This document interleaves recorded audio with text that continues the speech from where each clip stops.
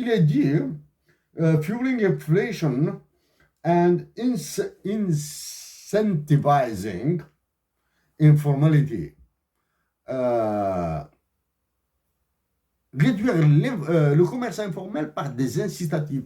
Ça, c'est un aspect que j'ai développé en 2015 et dont j'ai parlé exactement ça. C'est exactement les mêmes mots que j'ai utilisés en 2015.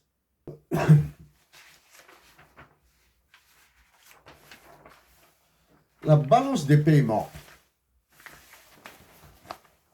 La balance des paiements, c'est la dernière ligne. Hein. En 2020, elle a baissé de moins 12,8%. En 2021, elle a baissé de moins de 8%.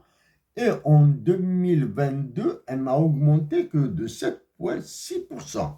C'est-à-dire qu'on est très, avec les deux baisses, moins 12,8, moins 2,8 et l'augmentation de 7,6, bon, comme ça, là, hein, comme ça, on fait moins 12, moins 2, moins 12, moins 2, on va dire comme ça. C'est pas le calcul, se fait d'une manière un peu plus précise. Hein. C'est des multiplications. Hein. Plus exactement, c'est 1 moins 12,8 divisé par 100, multiplié par 1 moins 2,8 divisé par 100, moins 2,8 divisé par 100, 12,8 divisé par 100, vous les enlevez de 1, vous multipliez, vous avez le produit et vous allez le comparer à 1 plus 7,6 divisé par 100. Hein, c'est comme ça qu'on fait. Donc, mais maintenant, pour simplifier, on va dire que moins 12, moins 2, c'est moins 14, 7%, c'est-à-dire c'est à peine, si on a compensé, la moitié du déficit commercial. Hein, c'est à peine. Maintenant,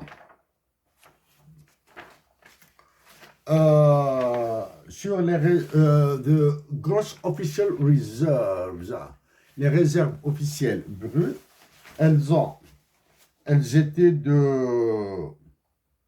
Ça, c'est intéressant. En 2019, elles étaient en milliards de dollars. Hein, elles étaient de 62,8 milliards de dollars.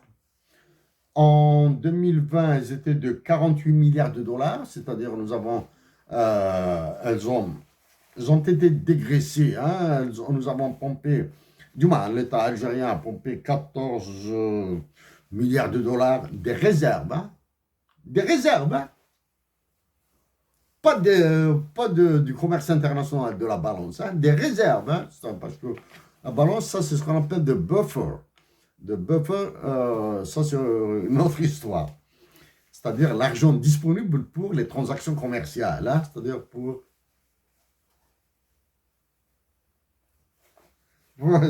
les positions courtes et les positions longues. Voilà. Donc, ensuite, en 2022, nous avons 62 milliards de dollars, soit une augmentation de 15 milliards de dollars. Hein. C'est ici, hein. 15 milliards de dollars. Mais maintenant, in month of next year's imports of goods and services, c'est-à-dire les réserves internationales au 31 décembre 2022, les réserves internationales de l'Algérie au 31 décembre 2022 nous permettent de couvrir uniquement 14,1 mois. 14 mois.